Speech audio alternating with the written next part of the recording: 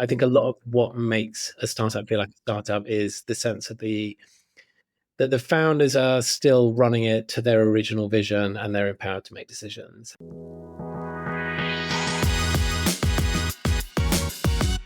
Welcome back to 40-Minute Mentor, the podcast on a mission to raise aspirations and inspire the next generation of category-defining founders, all in just 40 minutes. Today, we're joined by Duncan Clark, head of EMEA at Canva.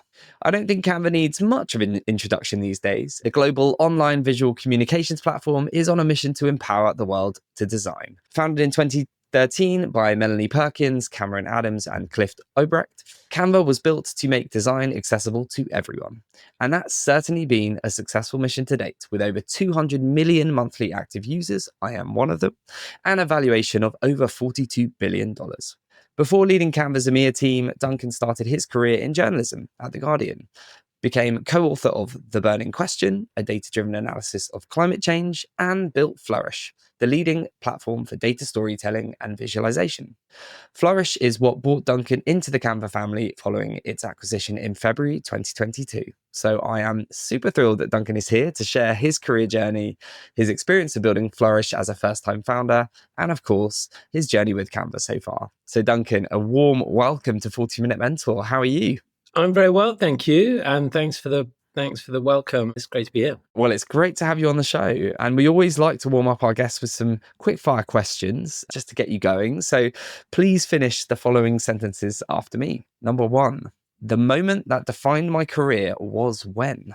It was when I realized in my first job as a publisher and an editor that I could reinvent the way it was done, and that my instincts on that were right, that it could be done better. The biggest lesson I've learned about leadership is that it's good to be in the detail and across everything, but when companies get to a certain size, the real role of a lead is to retain and hire great talent. Music to my ears as a headhunter. Love that one. A skill I wish I had mastered earlier in my career is hiring. I think maybe that's the same answer to a different question, but I think if I went back, I would focus more on team building at the very beginning. Yeah, it's definitely one that we get often on the podcast. It's in many ways, I obviously love hiring, but it's not an easy thing to do and it does take time. And I think we can talk more about that a bit later. And if I could change one thing about how companies build teams, it would be to embrace the generalist. I'm a big fan of generalism. I think often the people who bring the most value work across different silos, and as companies get bigger, it can be hard to know what to do with those people. But I think generally that's a problem with the structure rather than the talent. So I would say find a way to get those generalists doing as much as possible. That's a great answer. One of the big things we do is COO search, and we have a lot of COOs and ops and generalist candidates that will be listening to this that will no doubt be cheering along to that statement. I certainly have seen the incredible power of hiring great generalists. So yeah, really agree with that. Well, thank you very much for that, Duncan. We've warmed you up very nicely there, and we're going to dive into your career and story. But before we do, I'd love to turn back time and find out a little bit about what your upbringing was like and a bit more about your early career aspirations. Did you always want to become a journalist? No, I certainly didn't have that as something I wanted to do particularly, or indeed founding a company. I grew up in Yorkshire into a Yorkshire comprehensive state school. So the kind of professional aspirations weren't particularly sort of front of mind in that community at that time. I always had the sense that I wanted to do something big and exciting, but it was very unclear to me what form that would take. So I guess the way that expressed itself was my urge to move to London and sort of go and discover the world a bit, which I did as soon as I could go to university. So I guess my interest in the world and what was possible grew from there. Okay, thank you. That's really interesting. And we mentioned in the intro that you have a background as an environmental and data journalist at The Guardian. So I would love to hear a bit more about that part of your career, and particularly what ultimately led you to entrepreneurship and how you knew that it was the right time to go out and build Flourish when you did. Sure. So, I actually studied music originally, which is quite random. So my first proper job was actually working for Rough Guides, the travel publisher, when we started doing non-travel books, like books about music. And so that was my first experience working like in the private sector in a kind of company that was a bit startup-y. And I loved the sense of innovation that it had. Mark Ellingham, who founded Rough Guys, is a good friend of mine. He was a very natural entrepreneur and always looking for the next thing he could do with the company or the brand. So I learned a lot from him. And I guess it was coming out of that experience of working with him that I found myself always keen to reinvent my role. I was kind of hired as a editor, but I quickly turned it into a job where I was more focusing on packaging the books, then on writing the books, and just trying to sort of always think, how could this be done differently? And so Mark and I actually left Rough Guys together after it was acquired by Penguin and set up an imprint of Profile Books. But because that was focused on climate and energy stuff, it was very sort of impact led. And so we were always thinking, how do you get this information into the hands of as many people as possible? And that was actually my interest of The Guardian, was pitching to them, serializing our books and putting them as booklets on the front of the Saturday Guardian, which is a thing that was big for a period in the early 2000s. And that never actually happened. But my meeting with Ian Katz, who was the dep editor there, led to him saying he was interested in the way I was thinking about these kind of communication challenges around climate change, which was a big strategic priority for The Guardian at the time. So I ended up moving over to The Guardian, and that was my way in, rather than any kind of structured plan to become a journalist. Interesting. And tell us a bit about the origin story behind Flourish. Where did the idea come from? And for those that don't know, like, who's it for? How did it work, etc.? Yeah, so Flourish is a tool for creating interactive content that can help you tell stories with data. So, if you to express it in the most simple form, it's kind of charts, maps, and tables and those kind of things. But it's a bit more than that, because it's charts, maps, and interactive content that can animate, that can move through time, that can change state, and can bring a potentially dry data set to life in a way that is not only clear, but also kind of engaging. And the origin story for it was very much my brief at The Guardian. So because I was hired in a fairly kind of unusual way through a bit of a side door, the brief I was given was to come up with new ways of doing things. And I always found traditional journalism is very much sort of aimed at what can you do by 4 o'clock when the paper goes out, or whatever. And that kind of obsession with who knows what first, who can break the story. And I was never massively interested in that, because I was always a bit more interested in the bigger picture, the sort of analytical take, trying to understand the context for things. So I kind of pitched a push towards more contextual journalism. Like, whenever we're telling a news story, how can we not also be setting the scene for the people who aren't following this obsessively in the way that journalists are? And it's a classic thing in all organizations that people tend to bias things towards their internal culture. And newsrooms, everyone's obsessed with news, so they tend to bias everything towards that, when in fact people are interested in stories and context and understanding things. So anyway, it was in that context that I started getting very interested in data journalism and telling the stories of not necessarily what the news hooks were, but what the kind of data was saying, and using data to set the scene for bigger stories that might have a news hook. And what struck me when I started doing that is, obviously data journalism needs to be visual, and there was no good off-the-shelf tool for doing visual journalism. There was hand-coded stuff made by a interactive news desk team, and then there was some not very good off-the-shelf tools, like, you can make a chart in Google Sheets and embed it with a lot of limitations. So I ended up leaving The Guardian to start trying to innovate in that space, and got together with Robin Houston, who is a amazing engineer who'd actually built the original Guardian website about 10 years earlier, when he was in his early 20s. And we got together and started doing more experimental interactive data journalism that was trying to make the most of what you could do with the new browser technology that everyone was starting to say, we can treat this as the default now rather than some experimental thing. And so we started that as a side project. It wasn't really intended to be a business originally, but we ended up with a few projects. We kind of needed a brand, so we gave it a brand, and that grew into a bit of a consultancy business. And before we knew it, we were full-time working on this thing. And all the time doing these bespoke projects, we were thinking, what's the generalizable pattern here? Like, what would it take to turn this into a tool? So it was always front of mind, but it took a few years for us to really feel that we'd conceptualized it properly. And that was when we flipped it from a services company into a product company, raised a VC round, and rebranded it and turned it into Flourish. Amazing. What a journey. And I know sort of being a founder always comes with difficulties and challenges, especially in those sort of earlier days. And I guess it's even harder if it's the first time you've really founded something before. So can you share your own experiences of how you found being a first time founder, and maybe a little bit more about some of the hardest parts of the job at the time, sort of getting it up off the ground and scaling it? Yeah, it's interesting because in some ways it felt less like a sort of hard start than I think some founders, because we already had the business. So the founding team, the two co-founders were there. We already had clients coming in, and they would come in looking for a service, and we would have this pipeline of customers. We could say, well, how about instead you buy this product?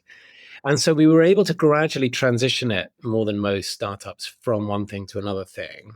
And that also made it relatively easy to get to profitability quite early. So we raised a round and we resisted the general culture at the time, which was spend all the money as quickly as possible and do another round within 18 months. I think, again, going back to being a Yorkshire lad who wasn't really from that world originally, I was much more keen to be careful with the cash, to make sure that we weren't burning through it too fast, and to try and make money quite soon. So we did get to profitability within a year or two, and we built the team kind of as things were growing. So it was always quite, in a way, it was quite a sort of traditional business rather than a classic tech startup in that sense.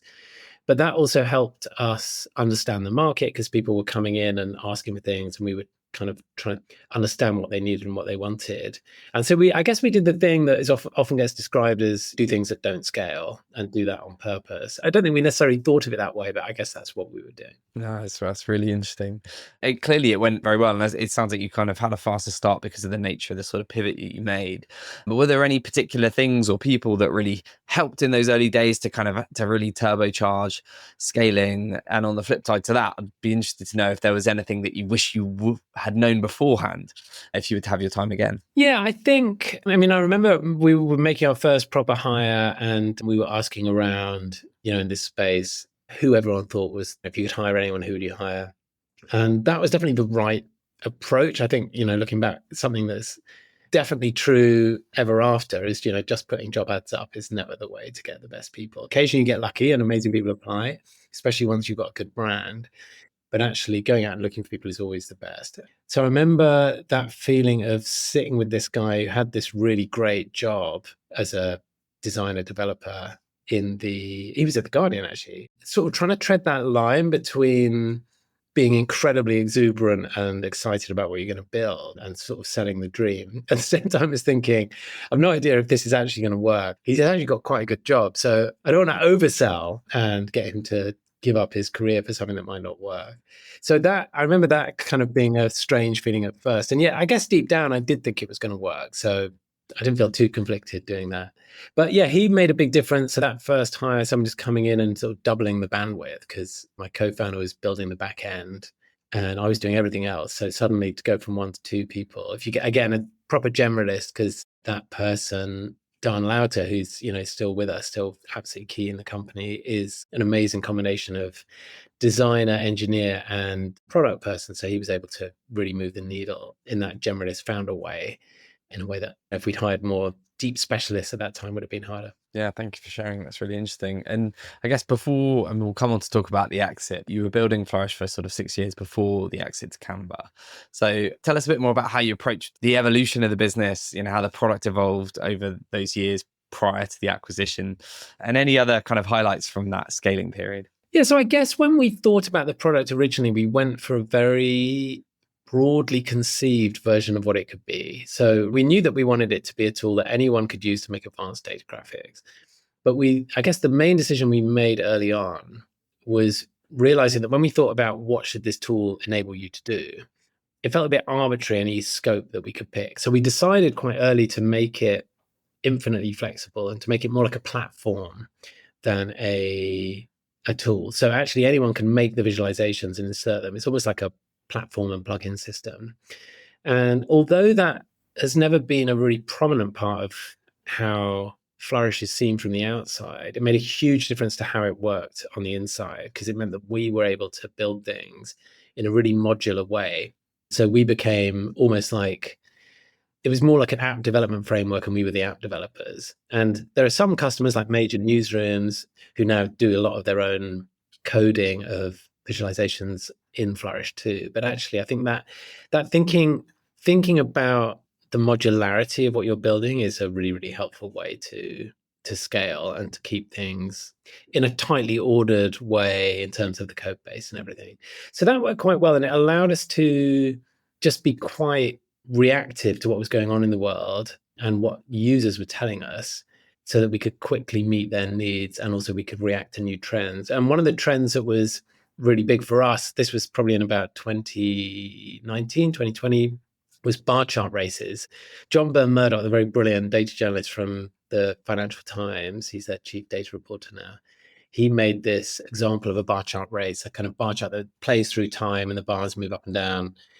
And it went completely viral. And because of our modular structure, we were able to say, that's cool visualization type. Why don't we just add that as something anyone can make? And we were able to do that in a few days. And that went completely viral. And it became a lot of our traffic for that period was driven by that, even though paying users were mostly still making more conventional things. So that was a big boost for us. And then the other big boost for us was actually COVID. So if you think back to the middle of 2020, everyone in the world was sat at home pressing refresh on news websites. And our strategy from the beginning had been to be generous to news websites. They've got the traffic, so anyone can embed a Flourish graphic on any site, but it does give us a little bit of brand visibility that it was made with Flourish. And so all of a sudden, we were serving literally billions of views of charts and maps about COVID made by all these journalists and then embedded on the front page of most of the world's big news websites. And that, again, gave us this second huge wave of visibility. So we had a few of those moments, and that was kind of probably only a year or so before the acquisition. And that visibility, I'm sure, helped us get noticed by Canva as well. Yeah, no doubt. I mean, that's incredible. I think I saw that you kept the team relatively lean as you scaled it. So I wanted to ask, I guess, and you alluded to this, that, often the encouraged thing, particularly in VC-backed companies, is you get a lot of money, you scale very fast, you hire lots of people, and you took a more cautious approach to scaling, which clearly worked. So what was your decision behind keeping the team relatively small? And for you, what were the advantages versus the disadvantages of having a low headcount? Yeah, so I guess, I mean, in a way, the culture has changed a lot on this, right? After the tech market crashed in late 2021, everything flipped back towards being real businesses that had profits and stuff. So I guess it was just a bit of a trend at that time that everyone was just piling in on growth and not thinking much about profitability. I guess for me, always just had this instinct that I didn't want us to be too reliant on other people. I think the VC treadmill, where you know that the best case of success is that you're doing another round in 2 years. Sure, there's a version of that that could be really exciting if you're growing fast enough, but it still puts you ultimately at the mercy of someone else, and also at the mercy of the market. I mean, there are so many companies who went for that growth model in 2021, and then by the end of the year, the market had crashed and no one could raise, and they were totally in a difficult place. And so, yeah, I guess I always have valued independence and feeling that we keeping the team relatively small and growing with our business felt like that would give us the option to do whatever we wanted at any moment. Yeah, I love that. That's super smart. And as you said, I think things have changed now for the better, I think, in many ways. But there are still, of course, those hyper growth examples out there. But I think definitely having in mind growing sustainably is something we would definitely encourage all founders listening to this. I guess, yeah, let's get to the next part of the story. You were acquired by Canva in 2022, which is an incredible outcome. Was the plan always to sell the business? And how did all of that kind of come to be? So we were always kind of open-minded on the long-term direction of the company. I mean, it could have stayed independent. I guess I always thought, probably because of the nature of the product, because Flourish is a tool that is really optimized for creating graphics that you then put elsewhere. It fits quite neatly the acquisition model, because you could be acquired by a company where the charts could go. So it always struck me that that was one path, but we were mostly kind of just interested in impact, really. And we actually had a few acquisition offers before Canva that we turned down, just because we felt that it wasn't really making life or the business more exciting. It felt more like a kind of, sure, it might be good in some ways, but It didn't feel life expanding. So we actually turned those down and decided, well, if we're going to do this, we might as well go big and get to a Series A and kind of grow independently.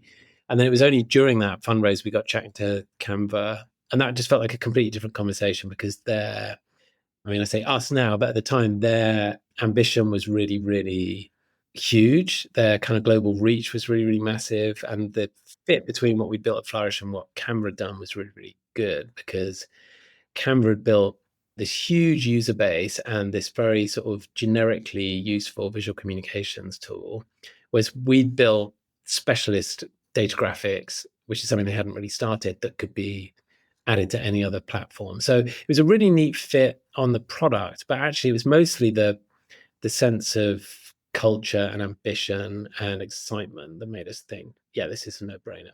Yeah, love that. And it must be so nice to have that once you start those conversations and it just feels so right. Because often, I guess, joining a bigger business, there are, of course, risks to it. So how did you know that, one, the timing was right to join Canva and that it was the right home for you and the team?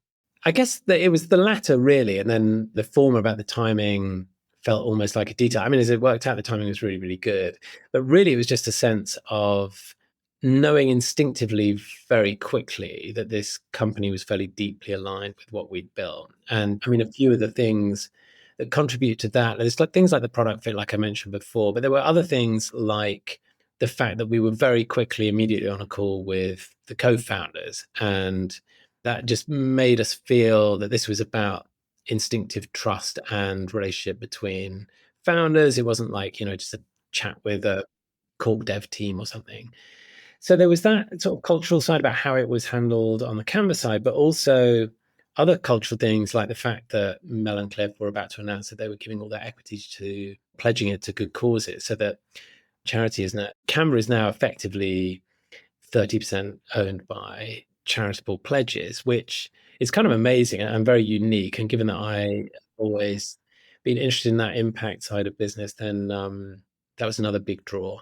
But all of those things really went together. I think Canva is a very unusual organization because it's driven fundamentally by doing good in the world, whether that's through releasing great products that people get value from, or whether it's through charitable objectives that can be achieved as a sort of in parallel with that. And so, yeah, it was all of those things together. And I very much thought of it through the lens also of, if I announced this to the team, how are they all going to feel about it? And I knew with Canva that the feeling was going to be a good one. And it was funny, actually, we then went through and told everyone individually. And one of them just started cracking up because he said, I've literally got Canva open on my screen making a birthday card. But yeah, it was a good vibe in the conversations with Canva, but it was also a very good vibe with the team afterwards. Which is so important. My business was acquired into a much, much smaller group in October last year. And my biggest worry, I knew that that my new partners were going to be incredible and our clients would be really pro it. But I was really worried about the team because change is hard. And it's such a reassuring thing when you just feel that sense of excitement and happiness and, openness to the change. And I'd imagine with it being Canva, I mean, I can't think of many cooler companies to be acquired by. So, and actually, almost the entire team, there were probably about 30 of us when we were acquired. That was about, heading for 4 years ago. And I think only, of those original 30, there's probably still 27, 28 here. So yeah, everyone has found a really good home. And I think, just one other thing actually, which I forgot to mention before, is Canva had almost no presence in the UK. I mean, it, in fact, had literally no presence in the UK. And it had scattered presence across Europe, a few contractors working in marketing, including some great people, but there was no infrastructure. And so part of the discussion from the beginning was, well, you could help us set up there. So it had this sort of secondary startup feeling where we have now a EMEA organization that has almost 500 people in it. It's almost been like running a startup in a scale up in a bigger company. yeah, what an experience as well for you, I guess, to, go from building your own business to 30 people, getting acquired, and then stepping into a role that gives you the platform to build something so big and so impactful. I'd imagine that was an incredible learning experience as well, which is actually the perfect segue to my next conversation. You took on this head of EMEA role. So we'd love to know what that means day to day for you and sort of, a bit more about what really excites you about the potential. So, I mean, at the beginning, it was a bit more operational and people focused. So we had Canva had made over the years maybe 6, 7 acquisitions across Europe. So we had teams scattered around, but we weren't really very deeply integrated. And we were setting up effectively a European HQ in London, but that was all quite embryonic at the time. So at first, it was kind of just getting all that into a good state and making it feel a bit more like a European team that worked really smoothly. But over time, it grew increasingly into a role focused on growth in these markets as well. So we're really doubling down on our local presence in every major market, whether that's kind of people on the ground in France or Spain or the Nordics or wherever. So that is what I do a lot of now. And often when you look through a regional lens, it's almost easier to see what isn't working, because as companies grow, you get these departments which become quite specialized. Like you might have a content department or a kind of IP licensing department or a comms department or a marketing department. The value we're trying to add from the regional perspective really is to look across everything and say, well, actually, if you look at it from the perspective of, say, the UK, how can we make all of those different departments work really smoothly together for the UK audience and the UK press and the UK kind of community generally? So that's been really fun. And I think we're starting to make really good traction, not only in Europe and EMEA, but also in the other regions where we're doing similar things around the world. And I guess the other thing I would say is EMEA is interesting because we've got quite mature markets in Europe, especially Western Europe. But actually, there's vast potential further south. I mean, there are about 400 million Arabic speakers in the world. That's not a group that we've been focusing much on so far. Sub-Saharan Africa is enormous. I mean, Africa overall. And there's an amazing stat I read recently, which is that 40% of the world's school children will be in Africa within 25 years. And so if you think of something like Canva, where a lot of our impact on the world is through education, we've got 100 million monthly active users among teachers and students. Yeah, we've got exciting plans to do more there. That's awesome. And how did you personally find this transition from running a relatively small team to all of a sudden setting up and scaling a region that's now over 500 people? That is a big change in role. So what are your reflections and learnings from going on that journey? And I'd love to know if there was anything that you found helped you with that transition from a sort of one type of role to a very different one. I guess for me, it's always been a bit more sort of boiling a frog, incremental change, because although that's a lot of change in 4, say, years, at the beginning, my role was still mostly focused on running Flourish. Flourish is still, thriving as a standalone business. And then it became a bit more working on the Canva product to build those features into Canva. Then it became more people opsy. Then it became a bit more growth oriented. And then the team grew because we acquired another company. We acquired Affinity, the incredible pro design tool maker based up in Nottingham. And so I guess I got involved in different things at different stages. The thing that's made it really fun and I think relatively impactful over time is just having a high level of delegated trust from the Canva founders, which has made it possible for me to just get on with stuff without always feeling like I need to ask permission for everything. And I think that's especially important given the time zone. So Canva is HQ in Sydney, which in the winter is 11 hours time difference from London, which means there's not a single hour of the working day that is overlapping. And of course, I sometimes do early mornings. People in Sydney often do late evenings. So it's not like we never speak to each other.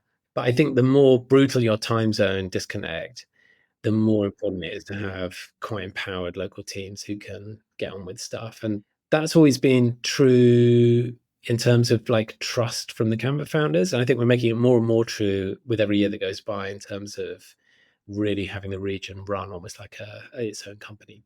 Yeah, it sounds like high trust environment. We often find the best cultures, and clearly you've really thrived in that setup, and sounds like a brilliant few years. And clearly the business continues to have such an impact, and I'm sure lots more on the horizon. So it's very exciting. One of the things that you mentioned earlier that I can imagine would be very appealing given your background is that despite it being this huge brand that's has millions and millions of customers, it still feels a bit like a startup. And you took this sort of startup within a big scale up. I'd love just to hear a bit more about that and how it actually feels day to day. Now the business is a lot bigger, because that's sort of entrepreneurial. Clearly, there's something in the DNA there, but I guess it's also something to do with the people you've hired and the culture you've built. So I'd love just to learn a bit more about that before we actually come on to talk more about culture and building teams. Yeah, totally. I mean, I think Canva overall feels, I would say, way more startup-y than most 5,000 people companies. In fact, this is something I say whenever I do a job interview and I set the scene a bit, is I say, it's surprising how much it feels like a startup still. And I think that is to a significant extent because it still has the original founders and it's still very much founder led. I think a lot of what makes a startup feel like a startup is the sense of that the founders are still running it to their original vision and they're empowered to make decisions. And I think Canva really has that still. And one of the reasons it has it is that it's always been quite a mission driven company. So it's always been really clear from day one that the mission is to empower the world to design. So we're going to have a massive audience. It's broadly interpreted design, meaning, every kind of content for every kind of user in every language on any device, any kind of publishing output. And so, big, exciting, very global ambition, and then very, very founder led. And so I think it does feel way more like a startup than most other organizations I've been in that are anything like this scale. And then we've tried to replicate that even more so at the regional level, because there are, of those 5,000 people, until we made our most recent acquisition, probably the whole Europe team was just a few hundred. And so we've always tried to make sure we're operating super efficiently and that the team here feels like a startup too, but a smaller one. We often find actually that when people come over from the Sydney HQ, a couple of things that they often observe and point out. Sometimes they get a bit misty-eyed and we do our all hands here and there's 100 people in the room or something, and they say, "Oh, I remember when Canva used to feel like this in Sydney. Everyone knew each other." And that everyone knows each other thing's really important in terms of breaking down silos and people working across different departments, which is something I think we've started to do really, really well in Europe. And they often say that it has a similar feeling to Canva back then. So even more startup-y than Canva is now, but with a similar sort of vibe and a real value of a kind of tightly knit team who all know each other regardless of what discipline they specialize in. Love that. And I would love to hear how you describe the team culture at Canva and what really makes it unique, because it sounds like you've built something very special. I think it's very ambitious. I think it's quite fun. It's a little bit irreverent. It's a little bit silly in terms of Canva doesn't take itself too seriously. And yet at the same time, there's this very serious aim under everything. So, the partnership we've announced and then continue to scale with Give Directly, where we're kind of trying to make a material difference to poverty in Malawi, for example, is obviously deeply serious. And our commitment to the mission is deeply, deeply serious. But the general approach is let's be as ambitious as possible, but have fun along the way. Yeah, I love that. And I guess given the scale of expansion, and you mentioned potential new markets to go deeper into that have untapped potential, how have you approached scaling your culture as you grow rapidly? Because we all know that cultures do evolve, and often you will have a culture that is very strong in the early days and then it sort of gets watered down somewhat as you scale. So how do you think about that when you're entering new markets and new cultures as well? I'd love to hear your thoughts on that. I think it's a lot to do with sort of instinctive trust in the leads that you hire and whether they're really aligned on some deeper level with what you believe and what you're trying to do and how the company feels and works. In fact, I think that's one reason why companies like Canva have approached M&A the way they have, because sometimes, there's a product fit that sort of ultimately drives the justification for the acquisition. But actually, if there's a really strong cultural fit with the founders, then what you get is effectively a kind of a new business unit where you have a hunch that kind of culture will thrive and survive. So I think that's part of it. And, if you're setting up in a new region, that first hire, it's a bit like owning a school and the head sets the tone. And so, we think of it that way. But then I think it's also about having a really good people team, or some organizations would be called HR, we call it the people side of the business, and making sure that they're really alive to what the culture means and what's important about it, so that the decisions can be sensitive to that culture rather than overly process driven. And then I think it's a lot about trust. I mean, having hiring great people and trusting them to do the right thing goes a long way. I think a company where people feel empowered and trusted makes a big difference to what you can get done, but even more, it makes a difference to how the company feels. Couldn't agree more. And again, it leads us nicely onto hiring. So, how do you approach hiring as a business, and how has that evolved as you've grown? We'd love to know if there's any things you brought sort of forward from your Flourish days into Canva now, or if there's a new approach to it. I'd love to learn a bit more about that. I mean, we approach hiring with lots of different kind of mechanisms. Like we've got a really great internal TA team who don't just manage inbound candidates, they very much actively sourcing, going out and looking for people and kickstarting conversations. So that they do that really, really well. Increasingly, it's very much an expectation that leads are actively involved in that process too. It's something Cliff takes really, really seriously. The COO and co-founder of Canva thinks all leads should spend a significant proportion of their time kind of working out who the ideal hires would be and reaching out to them. And that is a very effective approach. So we've tried lots of different things. We launched a French country manager role a couple of months ago, and we actually announced that on stage at Viva Tech and then promoted it via various channels in France and then got really amazing applicants. But it wasn't just through the job ad, it was through a kind of bit of almost like a bit of a PR push, I guess. And in some places we've worked with recruiters, in others, the local in-house team drive it more. But I think we think a lot about the employee experience. And then in terms of the process, we're big believers at Canva in getting people to actually do a piece of work. So we don't just do interviews, we do what we call a challenge stage, where people are given a kind of real world task and asked to talk about how they'd approach it. And obviously they don't have access to internal data and we don't spend a crazy amount of time. But I've found relative to just interviews, that kind of task-based approach is really, really useful, because sometimes you find people, they're quite good in interviews, but when it comes to you actually seeing some work that they're producing in response to an ask, it can feel less good. And equally vice versa. There might be someone who's quite nervous in interviews, or they kind of, the questions aren't super slick in terms of how they answer them, but then they produce something really amazing. Also at Canva, it gives you a bit of a chance to see how they communicate visually as well, which is obviously a thing that we think about given what we do. Yeah. It's exactly how we would advise our clients, and a lot of our clients do it as well. I think it's important to blend the two things. And as you say, people, particularly for go-to-market hires, are very good at selling themselves, unsurprisingly. So it's good to see them in action live and a bit of homework, and that often makes a big difference.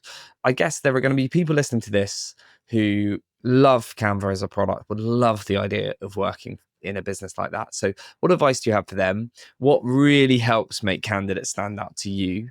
And why is now a fantastic time to join the business? Now is a fantastic time to join the business because after 12 years of basically pure exponential growth driven by kind of effectively, principally user love and bottoms up excitement about the product, we're continuing that. Like we're still growing on this exponential growth path. We're just about to hit 250 million active users a month, but we're firmly thinking about getting to 1 billion and how we do that.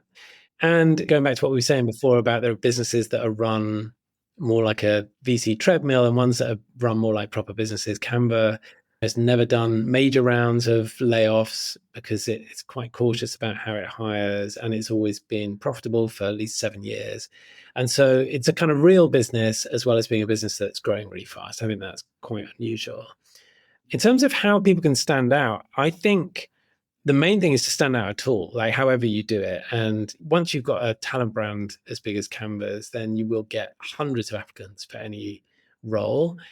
And even just working out who the hiring manager is and pinging them on LinkedIn and just saying, I've applied, even that is better than doing nothing. If you can do that and say, oh, and by the way, here are some thoughts like that I've got about this role already, that just shows proactive thinking and maybe gives a bit of insight into your actual approach. But almost the thing that it really gets across is that you're someone who proactively makes things happen. In a company like Canva, where there's an endless amount to do, we're trying to be relatively low on process, just high on action and impact. The thing that we're always looking for is people who can just hit the ground running and have quite light touch management or coaching, as we call it, and who won't need to be told, here's the thing to do next. And so someone who can demonstrate that in the hiring process immediately stands out a bit. Yeah, I love that. Thank you very much for sharing. Hopefully, I'm sure there'll be people scribbling some notes down and hopefully applying and joining the team once they show you that sort of self-sufficiency and creativity. Looking ahead more broadly before we get to our 2 wrap-up questions, what are the plans over the coming years? I feel you've teased us with some of the exciting opportunities, and clearly the ambition is not waning at all. So are there any exciting things on your desk at the moment, things on the horizon you'd like to share with our audience? Well, we generally do 2 really major sort of news moments a year. One is Canva Create, our big launch event. And this year, Canva Create, we unveiled a whole bunch of stuff, including many made in the UK by the team here. So we launched a whole suite of new data viz features and a Canva Sheets product and Canva AI and lots of other things, Canva Code, so you can make interactive widgets from a prompt. So lots of stuff unveiled this year already, but we have our second big moment coming up at the end of October, what we call Droptober internally. And we're going to be launching a whole suite of exciting products there. And I can't tell you what they're going to be because we tend not to do that before the launch. But I think it's an even bigger set of launches than we normally do. So look out for some big news at the end of October. Very exciting. I will keep an eye out, and by the time this goes live, it may have even happened or may not. So we're closer to people knowing what that'll be. So excited for that. Duncan, we're sadly at an end. We've got 2 final questions. This is 40-minute mentor, so I have to ask, if you could be mentored by anyone, dead or alive, who would it be and why?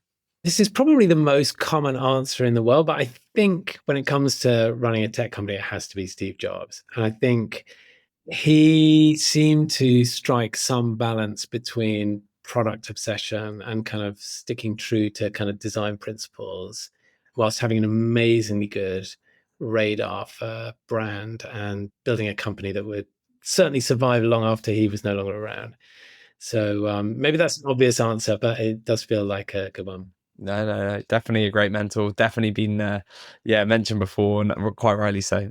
And finally, what is your last piece of advice you would like to leave our listeners with? That could be career or life advice in general. Final moment to share with them. I guess maybe this is too generic, but I would say be optimistic. I think it takes real optimism to believe that you can do anything that hasn't been done before. It takes optimism to believe that anything high risk will work out. And it takes optimism to sort of stay plugging away at things before they've really borne fruit. But I think to the extent that you can be optimistic and maintain it, then it's the kind of fundamental enabling characteristic that is needed to get things off the ground. Yeah, I love that. As a glass half full type of guy, so I really agree with that. It's a wonderful place to end a really enjoyable and insightful conversation. So Duncan, thank you so much. I'm very excited to hear about all the new big news that will be coming out of Canva soon, and I wish you nothing but success for the year ahead. Cool. Thank you, James. Thanks so much.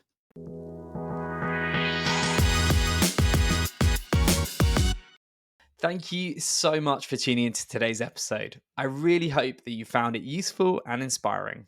If we have left any questions unanswered, or if you have any feedback or guest recommendations for future series, then please make sure you get in touch on info@jbmc.co.uk. I often get asked by listeners how you can help us spread the word about 40-Minute Mentor. There are 2 simple ways you can help. Firstly, share this episode on your preferred social media platform, and LinkedIn is probably where I'm most likely to see it. And you can also leave us a review on either Apple Podcasts or Spotify. Every share on social media and review left on the podcast platforms really helps us to get 40-Minute Mentor in front of new audiences and share the power of mentorship even further. Thank you so much for your ongoing support, and I look forward to seeing you again next Wednesday for even more pocket-sized mentorship.